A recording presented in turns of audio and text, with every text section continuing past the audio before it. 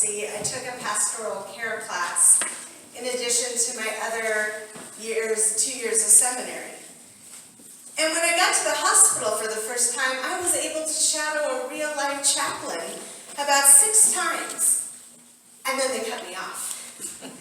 And the head chaplain said that was 6 more times than he got, and that was enough.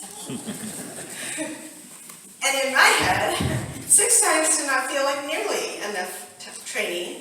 I mean, after all, these are people's lives that we're talking about.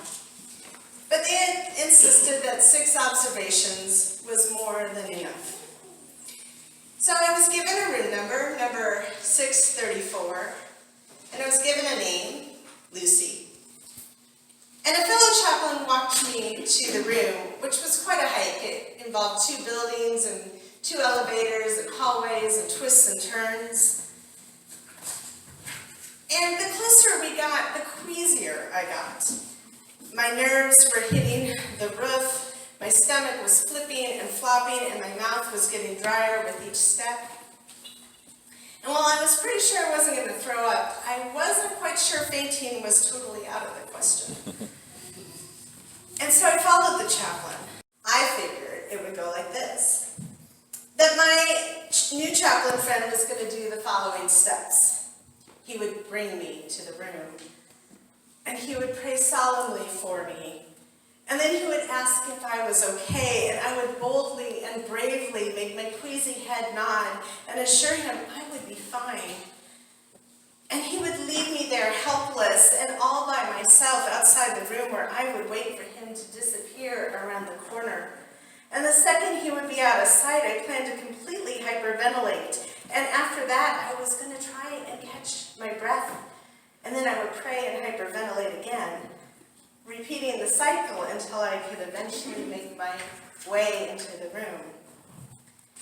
Now, it isn't like I hadn't been in a hospital before. It really wasn't the hospital that was the problem, but it was the unknown behind the door that was getting to me.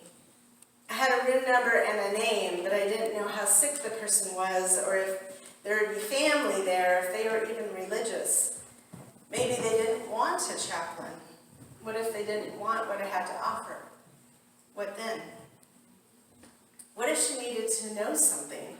At this point, I could barely remember my own name. What use could I possibly be, a nameless chaplain with a dry mouth? What if she wanted to know something about God? And that seemed very, very intimidating at the moment.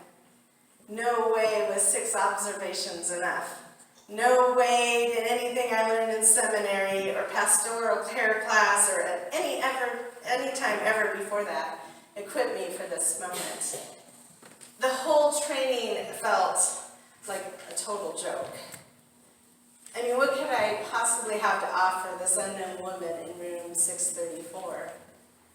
So I figured I would breathe and I would pray and I would hyperventilate outside the door and breathe and pray and hyperventilate and do it maybe again until at least I knew something, until my name came back. Yes, this was the scenario that I had created in my head for room 634. But what actually occurred was this. We approached the room and stood outside the door, and the chaplain took one look at me and decided I was a total flight risk. So he opened the door, he shoved me in, and he said, "Good luck." And the door slammed shut behind me. And it's true. Suddenly I was inside the door, and there had been no prayer, and certainly no breathing, and no time to hyperventilate. But there was silence. There was a lot of silence. And this was it, I was on. And I was called or coerced or shoved into that room for one purpose. And that purpose was to carry Lucy's burdens, even if it was just for a little while. In the Galatians text, Paul gives a mixed message. He says in verses 2 through 5, "Bear one another's burdens, and in this way you will fulfill the law of Christ. For if those who are nothing think they are something, they deceive themselves. All must test their own work. Then that work, rather than their neighbor's work, will become a cause for pride, for all must carry their own loads. It's a very odd statement, really, and so I'm going to unpack that a little bit. Bearing one another's burdens and carrying their own loads seem to be in contradiction to each other. It's like, well, which is it? Do you want me to do it all by myself and carry my own load, or do you want me to help another and bear their burdens, or both? Do I do all my stuff by myself and also help another, or what if I need help? Will somebody else show up and help me too? In Luther's Small Catechism, which I know you all know by heart, for the fifth commandment, it says, "You shall not murder." What is this, or what does this mean? We are to fear and love God so that we neither endanger nor harm the lives of our neighbors, but instead help and support them in all of life's needs. So to bear one another's burdens is to provide help where help is needed, wherever help is needed, and to not be selfish about it. That is pretty easy to understand. But sometimes carrying someone else's cross is really difficult because their cross is heavier than our own. And verse 4 and 5 are more about our pride getting in the way. All must test their own work, and then that work rather than our neighbor's work will become a cause for pride. For all must carry their own loads. It's pride that I can do it, and I don't need anyone's help. And I can save the world all by myself, and I can save this person, or I can save that situation. And if our pride gets in the way, and if we try and take our own load and our neighbor's burdens and try to be superhuman about it, sometimes a good deed for another ends up being filled with anger, or grumpiness, or sorrow. And if you're doing what you can to help your neighbor about their burdens, it really shouldn't be about pride at all. It should be about love and kindness and faith, even if it is the hardest thing you've ever done. Our best example of this, of course, is Jesus, who carries his own cross and can no longer bear the weight of it. And Simon of Cyrene in Matthew, Mark, and Luke's rendition of the gospel is called over to carry Jesus' cross for him. Well, called is the wrong word. In Matthew and Mark, it's written that they compelled Simon of Cyrene to carry the cross for Jesus. But in Luke, it is stated that they seized him. Simon had no choice about it. But it goes to show you that even Jesus needed help, for his burdens were heavy and brutal and far too much for him to bear alone. And that helping Jesus carry his burdens was not necessarily by choice. And while Simon may not have had any choice in the matter and may have been not prepared to carry this cross, he does become the hero of some of the final moments of Jesus' life. But while Jesus needed help carrying his cross, he didn't need help carrying our sins to the cross. And they are just as heavy and as brutal as the cross he was crucified on. Those sins are now washed away through our baptism and through the resurrection of Christ. For if we have been united with him in a death like his, we will certainly be united with him in a resurrection like his. But you know what? We're not always equipped to bear the burdens of others. We're not equipped to carry the cross of another by ourselves. We aren't. We never really are. In the gospel reading, Jesus sends out 70. He instructs them to go on ahead and to prepare the way for Jesus. And Jesus is asking a lot of these followers. These are not the 12 disciples, for they had already been sent out earlier in the 9th chapter of Luke. They were the ones who sort of signed up for the deal. These are 70 others. But he sends them out the exact same way. He says, go on your way. See, I'm sending you out like lambs into the midst of wolves. Carry no purse, no bag, no sandals, and greet no one on the road. These 70s that Jesus sent out without preparation. He sends them out without extra clothes or money or even shoes on their feet. I felt their plight as the door to room 634 slammed shut. I was in no way equipped for this part of the journey. I was not prepared to carry this cross. But there is a point where you can be prepared, and there is a point where you can plan every detail, and then the littlest thing goes awry, and it throws you off so that you can't recover. And then you know what happens then?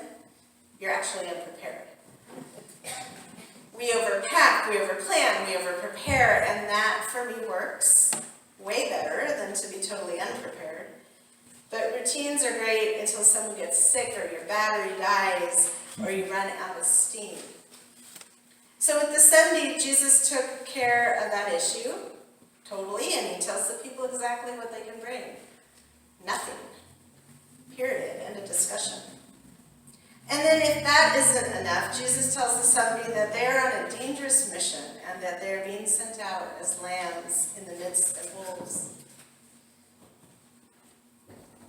When I was sitting with Lucy, I learned the reasoning for this kind of sending. As I sat there with nothing, no book, no bag, and certainly no words, I found that it doesn't really matter what knowledge or experience you have, and it doesn't really matter what you carry with you. When you enter into a situation where you knock on the door or are shoved in, you don't have the opportunity to know who or what is on the other side of the door. It happens to us all the time. And Lucy was a very sick woman, but I also entered into rooms of angry people and scared people and sad people and dying people and happy people and people that didn't speak English and non-religious people and schizophrenic people. And each time I entered, while I did get better at it, I learned that nothing mattered except that I brought Christ into the room with me. With me just in the room, I was not ever equipped. Each and every room brought into the full light the need to rely on Jesus Christ. It brought into full light the need of prayer. And if I were totally prepared on my own, I would have relied on my own strength and my own wisdom and my own experience. But each room gave me an opportunity to carry someone's burden, even if it was for just a little while. And after a moment or two of silence with Lucy, the words did come. Even if all I could remember was the Lord's Prayer, that certainly was enough. And then there was that one day when I had just seen a little too much, and my emotions were on overload. And then another chaplain sat down with me and let me process. And they were the carriers of my cross for a little while. And most of life is like that, you know. You think you're prepared or ready, and then the door slams shut behind you. The situation in front of you is not what you had ever planned for it to be. In those moments of life that lay a heavy cross on your shoulders to bear, remember to bring God into the room. Jesus will take your cross so that you can take the cross of another. And Jesus will hold you up, and you will have all that you need. And you may have nothing. You may not have anything with you, not even the right words to say, but if you're willing to let your pride of, I can do it all by myself, go, and you rely on Christ in total faith, you will have everything you need. You will be equipped.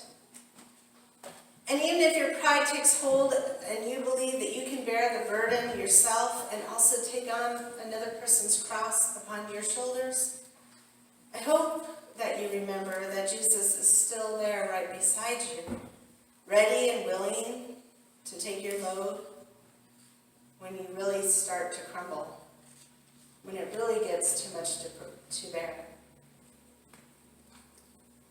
So we remember today that God's name is Emmanuel, which means God with us. And we remember today that you are equipped through God, through Christ who strengthens you. You are equipped. You are prepared. In Jesus' name.